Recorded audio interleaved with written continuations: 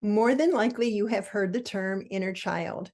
And without anyone having to explain it to you, you knew automatically it was referring to that part of you that's innocent, vulnerable, and sensitive.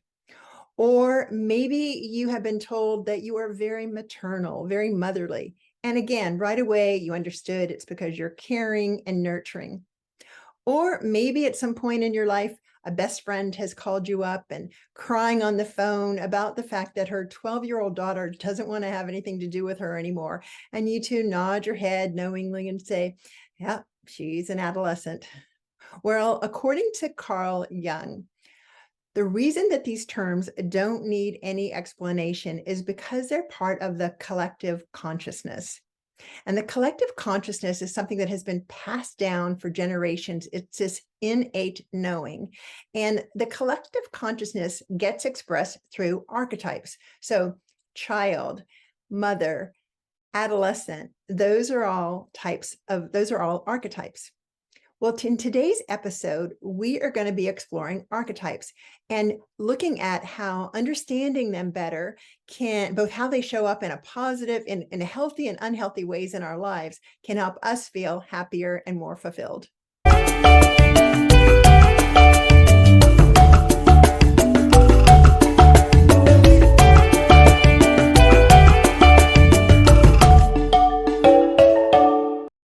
Welcome to the Journey to Legacy show. I am your host, Joanna Klein. I am the creator and facilitator of a legacy and online life story writing course for women in their third act called Journey to Legacy. And today I am honored to have a very special guest. This woman has been a mentor to me and to many women that I know, and her name is Char Tosi. Char has studied the writings of Carl Jung for over 35 years, and she completed the Jung Certificate of Reading from the Chicago Jung Center. Based on her knowledge and foundation of Jungian psychology, she wrote a book titled Discover Your Woman Within, A Journey to Wholeness. She is the founder of Woman Within International, Ltd., a nonprofit organization that provides women worldwide with opportunities for personal transformation. And that's how I met Char. Thousands of women from 20 countries have attended. Char was instrumental in designing a 5-day intensive training called Woman Within Level 2, which is based on the archetypes of women. And I've had the opportunity to both attend and staff that intensive training. Char holds a BS in nursing from Vanderbilt University and an MS in educational psychology from the University of Wisconsin. Her passion and mission are to provide opportunities for people to discover the power of who they are. Char, welcome to Journey to Legacy. Thank you, Joanna. It's a privilege and an honor to be with you today and to talk about my favorite subject, archetypes. So thank you for that introduction. It brought tears to my eyes. I mean, you've been very instrumental in Woman Within growing, especially on the West Coast. And so thank you for all that you have given through the years. Yeah, well, thank you for being such a role model for me with that. I mean, really, I feel like I grew up within that organization. I first attended Woman Within training in 2010, and so much of what I feel like my growth has been really attributed to what happened as a result of going through that, and my connections with women since, and again, your mentoring has been powerful. Super.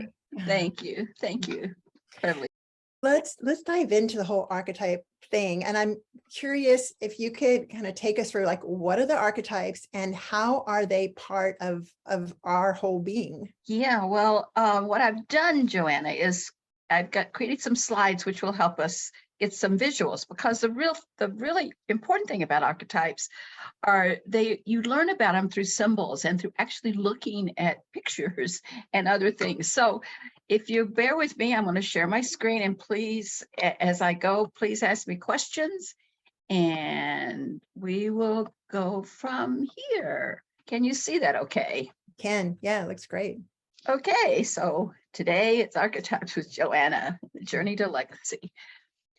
So I think, Joanna, you said this a little bit, but why even bother to learn about archetypes? I mean, I think people have batted that word around for a long time. And I know for me, it took me years to really understand the word archetypes because it didn't really make a lot of sense. But finally, I got that what they are really are like energies within us, as you said, from our collective unconscious from many, many, many years ago. And I'll talk about that a little bit.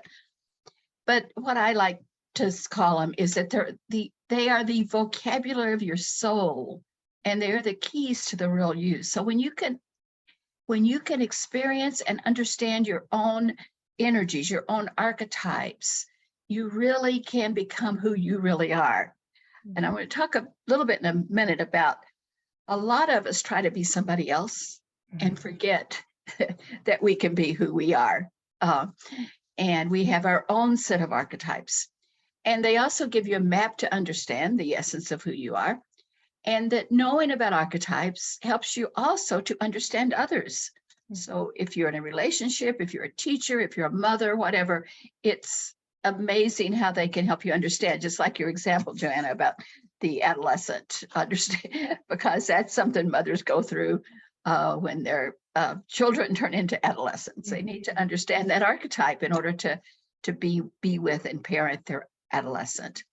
And they also help bridge the literal world with the symbolic world. And that's what I mean by there's, to understand archetypes, you need to understand symbols, because archetypes really come to you in dreams. They come to you through symbols.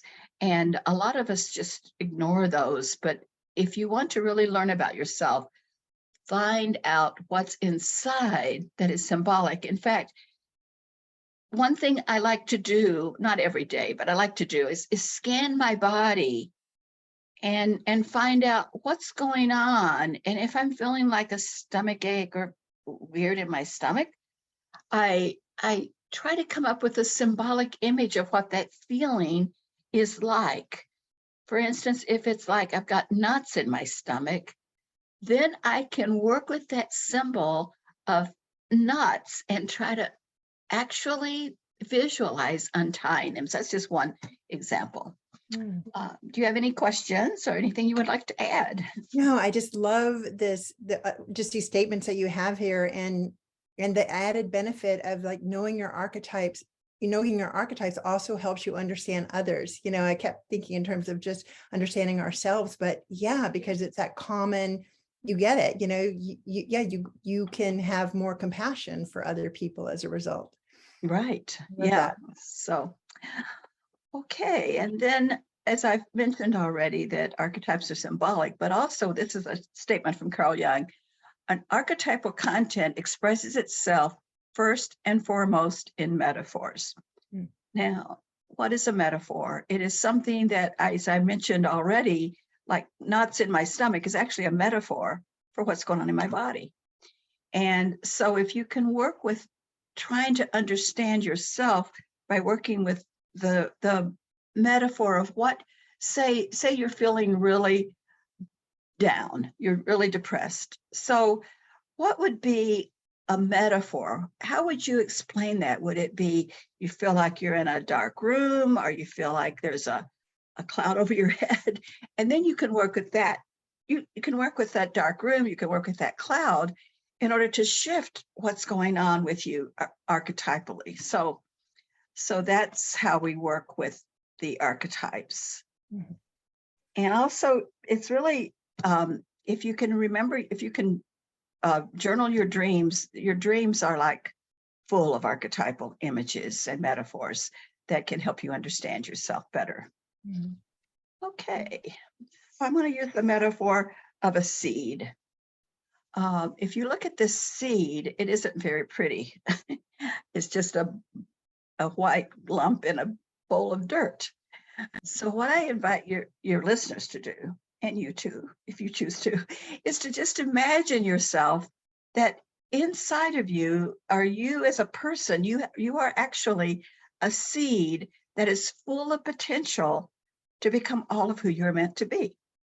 So you really, if you think about for a minute, okay, what does a seed look like? And can I really tell? Can you look at this lump of whatever it is, a seed?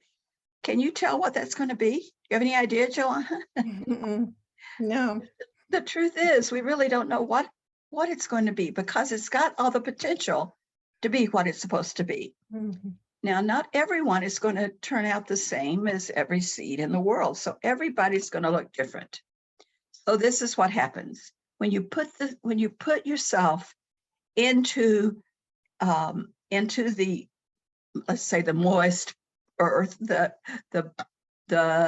growth of who you are supposed to become, then you can really blossom and bloom into the real you. And as you can see, all of these flowers are metaphors of many, many people that you come in contact with. And as you look at this, I want you to just be aware of, is there one flower that really calls to you, that is like your favorite flower? Does that ring for you, Joanna? No, it wasn't so much that I was seeing one in particular as much as the combination. I was just it's so colorful. It just all pulled me in. So Yeah, I was enjoying the combination of it all. yeah, and that's the beauty of all of us being, still having all the potential and also becoming who we are. Then we not only bloom into who we are, but we can help each other just be a shining light in the world, actually. Mm-hmm. So I know for me, I don't know why, but daisy is really my favorite flower. Mm-hmm. And it's simple. It's just, I love it. So I always consider myself a daisy. And it's interesting that Woman Within, we use the metaphor of a rose. Mm-hmm. but it's really cool to just know that we can all look like this beautiful garden when we're together. What you have is, you have within you, just like in the seed, you have within you a psychological skeleton, which means the archetypes will grow on your archetypal psychological skeleton, just like you have a physical skeleton where you get muscles and nerves and all your organs and everything gets inside of you physically. Also, certain archetypes will come to you at certain periods of your life, and you'll experience them. Some of them will be stronger, some of them will be less strong, some you have to develop. And I'll talk about those in a few seconds. And some they're so strong that they just sort of overtake you. So I think you mentioned something about balance, but what we need to learn is how to balance all of these different energies that come to us at different times in our life, and also can get in our way if we're not aware of them. So that's why it's important, in my opinion, to learn about archetypes, so we can be aware of, are we being bombarded by one of these archetypes? And so I want to just share with you that as far as archetypal energy, I have this, there's hundreds and hundreds of archetypes, by the way. I'm just going to be sharing 9 with you. But I have this energy that when I go on a trip and you have to get on an airplane, I take on what I call the airport archetype. And that means I am so focused. I guess some people could call it the warrior archetype, but I'm so focused. I have to get to the gate. I have to check in, blah, blah, blah. And people that travel with me, it drives them crazy. So I have to really monitor that. But that's just one little example of how the energy can just come up and just drive you. And so it's good to be aware of that. So I warn people when I travel, if I'm traveling with Watch out for the airport archetype. Right, don't get in my way. I love it. I'm going to remember that one. Okay. So this is sort of an overview of how we're going to look at it just real briefly. If you see in the center is the self, and there's actually 2 selves, which I'm going to talk about in a second. And then there's the ego, there's the persona, and then there's the shadow. And I'm not going to really get into the anima and animus. We'll do that some other day. But anyway, there's the consciousness, personal unconscious and collective unconscious, that Joanna referred to as she introduced the topic. So let's look at ego consciousness first. The ego is like this little boat that's on the ocean, that it's sailing along. But underneath that boat is all of the collective unconscious, the personal unconscious, and it's just full of archetypes underneath that boat. You need a strong ego in order to get through life, at least the first half of life for sure. As this says on the right side of the screen, the first half of life is devoted to forming a healthy ego. The second half of life is going inward and letting go of it. That's Carl Jung's. So I think, I don't know if most of you that are listening to this are in the second half of life. I know that I am, and Joanna, you are. And that's a hard thing. You know, I worked really hard to get a healthy ego. And now I have to watch out for it and make sure it doesn't trip me up and I don't get in my own way. And like, I just want to control stuff, and I can't, and I really need to let go of my ego. So any comments or questions, Joanna? Well, I'm just thinking about that quote. And I mean, I think in terms of, at least for me, my first half of life, it's like trying to understand myself. And so is that part of forming the healthy ego? Is it a sense of understanding, or, you know, what exactly does a healthy ego look like, and how many of us really have one? Yeah, thanks for that, to clarify. Yeah, ego is about really setting up your boundaries, really knowing who you are. So yeah, first half of life, we have to figure out who we are. What is our profession? Do we want to be mothers or not? Do we want to get married or not? What is our sexual orientation? All of that is part of a healthy ego. And so what is an unhealthy ego? An unhealthy ego is actually when you actually get into psychological mental health issues, where you just either you don't have enough ego strength to fight against the outside forces that come at you, or you have so much ego that you drive everybody away. And so those are sort of examples of unhealthy egos. So it's really about letting yourself be who you are, but know that also, I think you said it, Joanna, is understanding who you are. That's the big part of developing a healthy ego. The process of looking inward and letting go of it. What exactly are we letting go of? Great question. Well, for instance, like I'm in what I consider the second half of life. I'm retired, and I have to let go of my vocation of nursing and my vocation of being in charge of programs and that kind of thing. And also as a mother, I've had to let go of my children over and over and over. And because my ego wants to think I can fix everybody, I can fix my children, I can make them all better.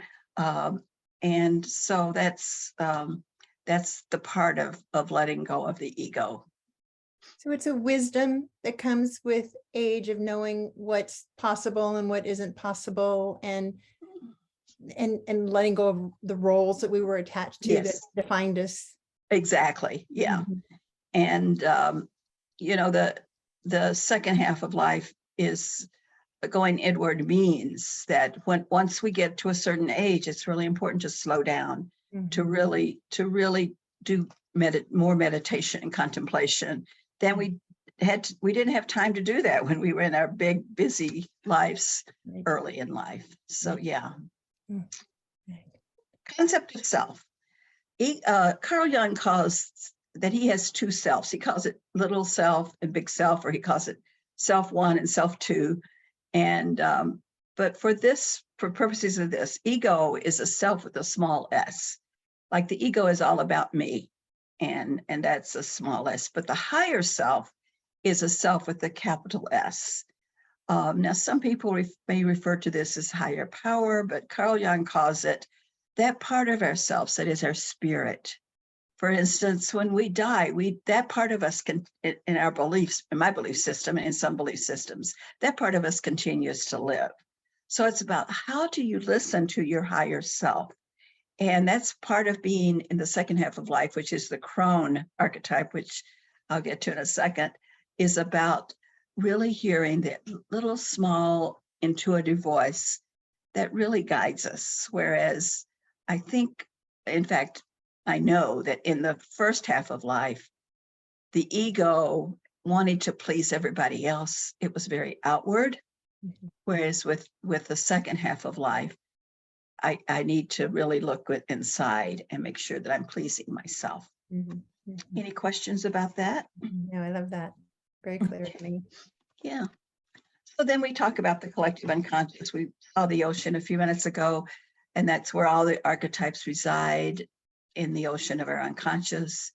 And then there's a collective river that runs through, that carries all of that. Whereas what is true for me is also true for someone in Africa or China, that they have the same energies. And in fact, when I started Woman Within, there was a woman that started a program I wrote a book very similar to mine, called it Woman Within. Now she lived in Europe, so there was no way that we knew each other. And that's an example of the collective unconscious. We can dip into that to really gain a lot of wisdom by letting the unconscious into our little boat that's sailing on the water, and know that I believe there is nothing accidental in life, that everything that is presented to you has a lesson in it. It's coming from your unconscious. From something as simple as this is sort of a funny example, but my son got into a new apartment. He has roaches, okay? And he's like, want to get rid of these roaches. I said, what is it about your unconscious that is, this may be too extreme, calling in these roaches? And so we looked up the spiritual meaning of roaches. And once he accepted that, the roaches left. I know that sounds a little bizarre, but it's true. Gosh, that's great. So, I mean, he also had pest control in, but still, it's really important to know that we are all connected. What's cool is we're all connected through this collective unconscious. Anything you want to add? Well, as you were saying that, in terms of like a woman in England, you said, who wrote the book as well. I've just heard that like, these thoughts are, we get this great idea, and if we don't catch it and hold on to it, it's just going to float on to the next person, Right. it's out there, to be grabbed. So I love that. And I also agree with you, which is kind of the foundation of my Journey to Legacy course, is like, there's a meaning in all of our stories. There's something to be learned, and something to underneath, if you're willing to look. Right. Just hope we don't all get roaches to have to learn it. Okay? We don't have to go that route. No. Okay. And we have a personal unconscious, which is like a lake. If you notice, this is a different body of water. And in that lake is all of your life experiences, all your memories, your repressed, forgotten, or ignored experiences. And that's why, Joanna, your course is so wonderful, because it helps women and people to really access these parts of themselves that they can pull up from the subconscious, the unconscious and subconscious, and which really enriches who they are as a person, and help them to live life more fully. So it's go ahead. I'd like to ask you about that, because that is something that happens, is as people start writing down their stories. I mean, initially, oftentimes I'll hear like, I'm worried I won't be able to remember things, but as they start writing, then one thing will trigger another, a memory, and then another memory, and all of a sudden their memories start opening up. And I'm just curious, is there, what's behind that? How is it that happens?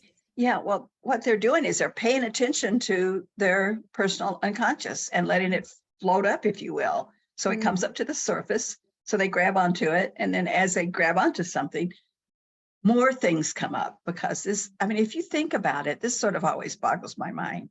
Every single thing I have done in my life, and every person I've met, every thought I've thought, is in here in this personal unconscious. And so when I'm triggered by something, either a good trigger or a bad trigger, something is coming up from my personal unconscious probably that I need to look at. So that's a gift of being triggered, is that it's bringing you new information. Mm-hmm. Yeah. Okay. Yeah. So then this is Carl Jung's quote too: "Until you make the unconscious conscious, it will control your life, and you will call it fate." So if you look at the picture, it's like the tip of the iceberg is what's conscious, and look at all that's underneath it. So it's a lifelong journey. It doesn't end when you just get one little piece of your collective unconscious or your personal unconscious up to the surface that you're done. You're never done. I mean, I'm 79 and I'm still not done. I won't be done until the day I die. So, and then who knows what'll happen then. But anyway. So, anything to add? No, that's a powerful image when you think about that. Yeah. Yeah, really is. Mm-hmm. Okay, and I think you mentioned this before, and I think it's important to just realize that we do wear a mask, especially in our first half of life, of what Carl Jung calls it a persona. And the aim of individuation means that you're going to become who you are meant to become. That seed is going to become the flower that it's meant to become. And the aim is nothing less than to divest the self of the false repping of the persona on the one hand, and the suggestive power of the primordial images on the other. And it's important to just be aware of what are all the different masks that you wear. Like I wear the mask of being the creator of Woman Within, the mask of being a partner of the man who created Mankind Project. And so I have to take those off. I have to get rid of all that false wrapping and figure out who I am. So it's interesting to just think about what mask are you wearing, and how can you, and that's part of letting go of the ego too, is throwing off all those different masks. Well, what's the difference between a mask and a role? Like, I'm a mother. Is that a mask that I wear? I mean, I feel very motherly. Like, if I took off the mask, what would be there? Good question. Well, I think your children, your daughter's much older now, right? And so I have older sons, in their 50s and 40s, and I have to take off my mask of being a mother when I'm with them, because the way that I would be with them when they were younger doesn't work, of course, when they're older. And then I become what we call too much mother. And I can smother anyone with my mother energy, because I'm trying to take care of them instead of caring for them. You see the difference? So that's a great question, but it's being aware of what are the masks we're putting on, and are they serving us? Are they serving others as well? Okay. Is there ever a time when wearing a mask is a good thing, or are we always wanting to not to wear masks? I think there's times when we have to go out in the world and wear a mask. You know, it would probably be dangerous if you never had a mask on. And so I think no matter where you go, you have some kind of persona that you're carrying with you. It's about not getting identified with a persona and letting that take over your whole person.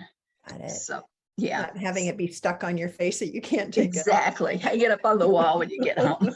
Yeah, right. Okay. So we look at the shadow. The shadow is the hidden or unconscious aspects of oneself, both good and bad, which the ego has either repressed or never recognized. So in that big ocean that we saw earlier, there's shadow parts of ourselves that we put down there that we don't want to own. And that can be both positive things and negative things. For instance, you probably don't want to own that there were times that you wanted to kill your kids. I mean, there were times when, I just was so frustrated, I didn't know what to do. And yet, if I need to own that, or it can overtake me. And I think there's stories out there of mothers who have killed their kids. And that's because the shadow part of them was unconscious and it overtook them. And then as far as the good shadow aspects, I know that it took me like 10 or 15 years to write my book. And I just kept saying, I'm not a writer. I can't do this. I can't do this. And I just buried that part of me that was confident and just it was hard to own it. So I had to recognize that that's a part of me that I need to own. And I could see it in everybody else. Like I can see the beauty and the creativity like in you, Joanna, and I can't see it in me sometimes. So that's the way you get in touch with the shadow. You see it in others and know, oh, if it's something that you admire in someone, know that that's a shadow part of you that you need to own. Yeah, so, you spot it, you got it. Spot it, you got it. That's one of the things we say. Yeah. And this is really powerful because I know, like in the Journey to Legacy program, when we meet as a group and people share stories, and it's an intimate group and it's confidential, and so there's a lot, we get to trust each other and there's vulnerability. And so someone will share, for example, a story about an eating disorder. And then the next thing you know, like someone else has a story about an eating disorder. It's like all of a sudden we're like, whoa, you know what?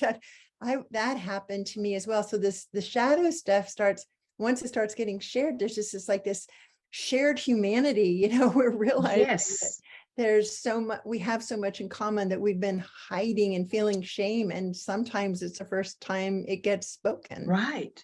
And that is so healing. And it's really what makes us whole people and human people, humans. So that's beautiful that you can do that in your course, in your teaching. And so what makes it healing? I have a sense of it. It's speaking it and shining the light on it and realizing you're not alone, I guess, is part of it. Is there anything else that makes it healing when you bring it out? Yeah, I think particularly for shame is just by sharing it really does heal it. In fact, one of my teachers that I had a long time ago used to say, if there's something you're ashamed of, you need to share it until you feel like you can put it on the headlines of the New York Times. It's like every time you share it, it heals another little piece of it.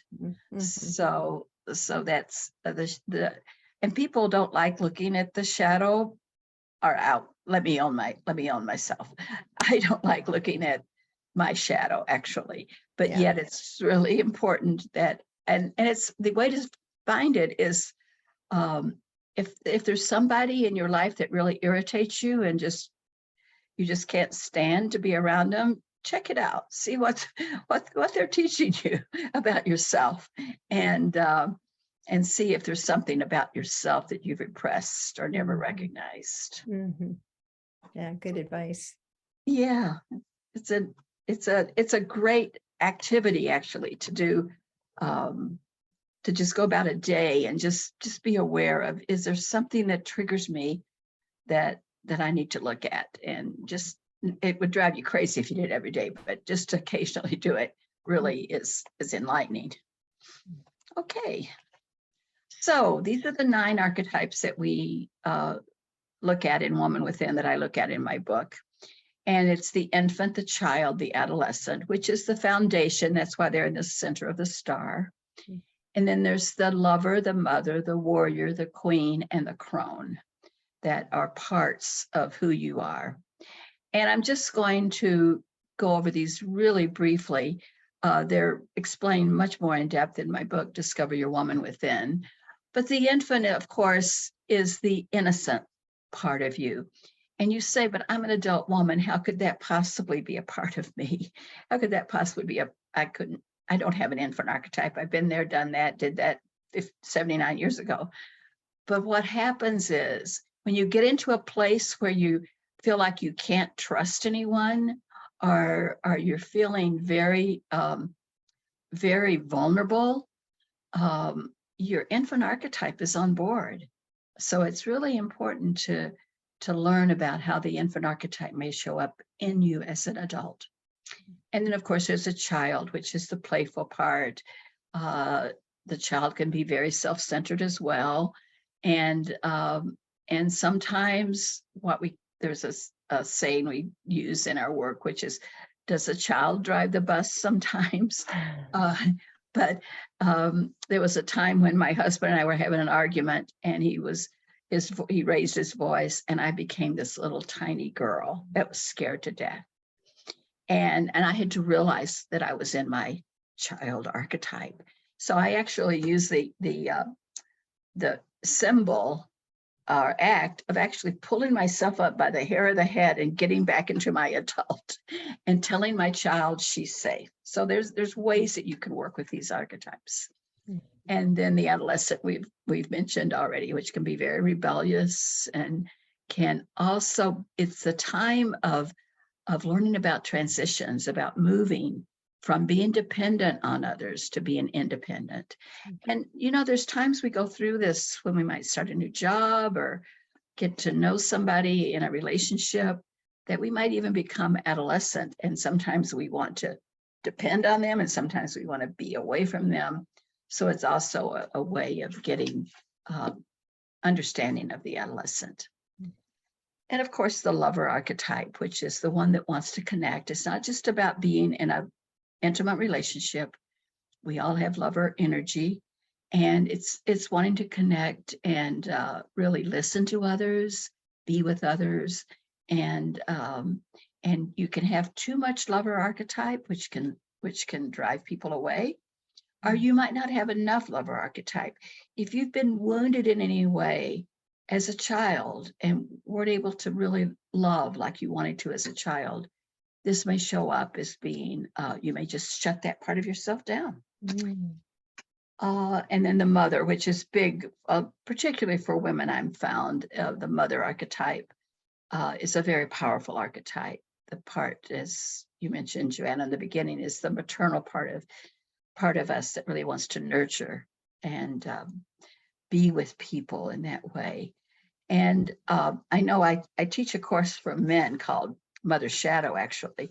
And it's funny, in that course, I have to be very, very aware that I don't mother those participants, because I want to make sure they have their lunch and that they're comfortable. It's really fascinating to watch me when I get in. I have to watch that part of myself. So then the warrior archetype is the part of us that helps us go forward in life, be strategic, be focused. And sometimes that can get in our way. We can be so focused.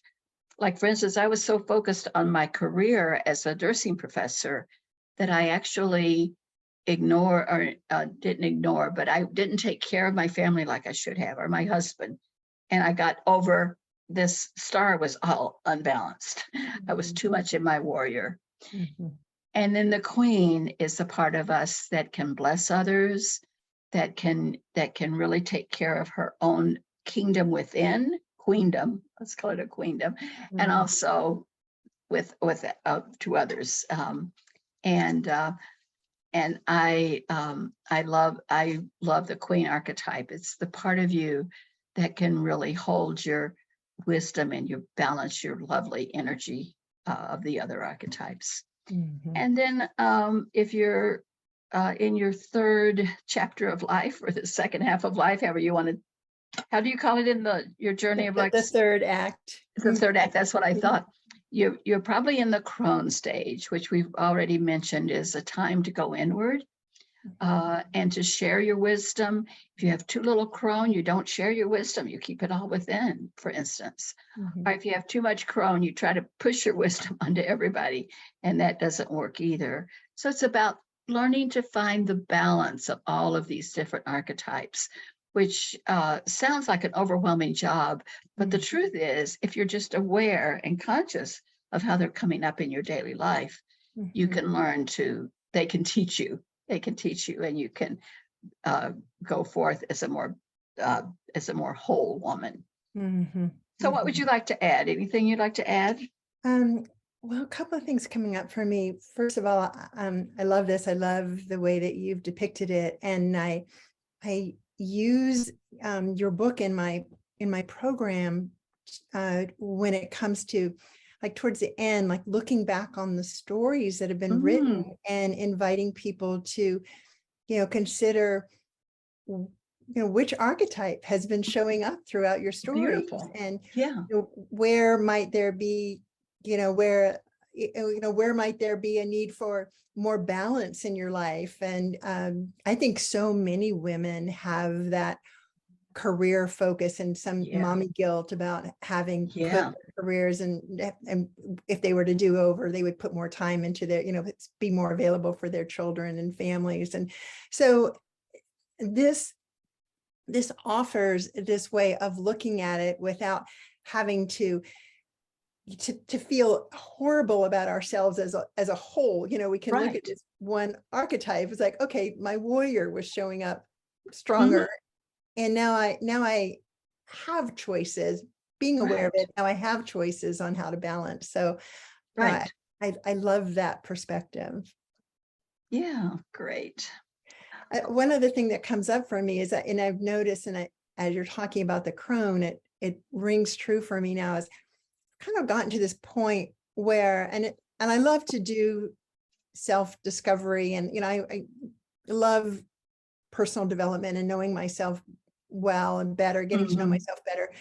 But I've also gotten to this point where sometimes I get sick of that and I want to think about other people. It's like I've been waking up in the morning and thinking, who needs support today, or who can I send some love to? And versus like, what do I need? It feels like, oh, maybe I'm moving more into Chrome all the time, putting that energy outward. Great. Yeah. The danger with crone is that we, at least for me, is I really am tempted to become a hermit and just hold down in my little nest here and not go out and be with others. So yeah, it's about the balance of both of those. I did want to say too that the crone is also what I consider the spiritual part of ourselves, the one that really can understand their spirituality, because death is imminent. It's something that we can't say it's not going to happen to us. It's about getting aware of our death and becoming more and more conscious of how we want to live our lives, so we can really die fully, is what the whole point is. So I think that was, you sort of already said this, but the goal is to hold all aspects of your archetypes. You have excessive archetypes and you have inadequate ones. So it's about balancing them and learning daily about what it is one more active than the other, and how can I balance it? Like, for instance, if you're in too much warrior energy, you might need some lover energy, or you might even need some crone energy, something to balance that. And this is that's my book. And how can people get that book, Char? It's on Amazon. So if you want a signed copy, you can order it directly through me.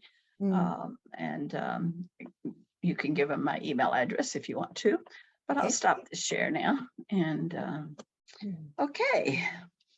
So any questions? No, that was beautiful. I love your slides. They're gorgeous. Yeah. Thank you. Yeah. And I that was really helpful to kind of give some foundation with the I was thought in terms of archetypes as that's like the 9 that you have in your book, but it symbols in all other kinds of ways as well. Yeah, for sure. Yeah, so that's helpful. So are there any other things that you want to share that's going on if people want to get in touch with you in ways other than your book? Any other, I know you do things from time to time, so just didn't know whether or not you had anything else under your sleeve that you wanted to share. Well, I am doing a course called Aging: An Unexpected Journey for women over 65 in Tucson in January. Unfortunately, it's full already, but we'll probably do it again. So you can get in touch with me by my email address, which is charlenetosi@gmail.com. And I'll let you know when the next one's coming if you're interested in that. Fabulous. Yeah.